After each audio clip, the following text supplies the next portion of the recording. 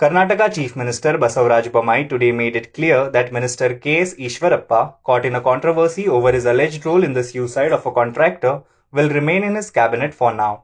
The post-mortem is done, let the preliminary inquiry begin. Depending on the preliminary, we will decide the next course of action, he told NDTV in an exclusive interview. Asked if there is pressure from the High Command, which is reportedly inclined to the dismissal of Mr. Ishvarappa, Mr. Bommai told NDTV, "I am not under any pressure. There is nothing to do with the High Command. It is all purely depending on preliminary investigation. Decision will be taken." Asked if having Mr. Ishvarappa in the cabinet will leave room for a fair probe, the Chief Minister said, "What you think or I think is not important. What is the fact of the case is important." Moving on to the next news. Tesla chief Elon Musk has launched a hostile takeover bid for Twitter, insisting it was a best and final offer and that he was the only person capable of unlocking the full potential of the platform. Musk offered $54.20 a share, which values the social media firm at $43.4 billion in a filing dated Wednesday, April 13, with the Securities and Exchange Commission. Twitter's board said it would carefully review what it termed Musk's unsolicited, non-binding offer and decide on a course of action that was in the best interest of the company and all Twitter stockholders. Musk's latest move toward Twitter comes just days after he turned down a seat on the board following his acquisition of a 9.2% stake in the microblogging platform. Moving on to the next news.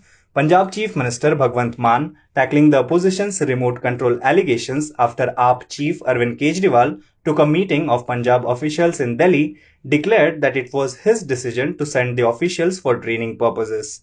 "If needed for training purposes, I will send my officers to Gujarat, Andhra Pradesh, Tamil Nadu and even Israel. Why should anyone object to that?" Bhagwant Mann told reporters. "The Delhi government are specialists in education, power and health. Why shouldn't I send the officers there?"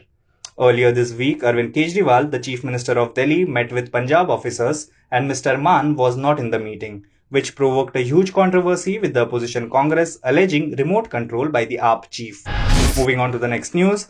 Earth's magnetic field is poised for impact as a coronal mass ejection from the sun hits the planet on Thursday.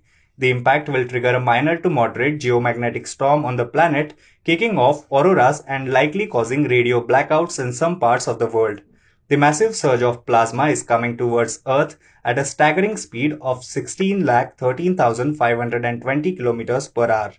The highly energized material was hurtled into the vacuum of space from a dead sunspot AR2987, which had suddenly become active.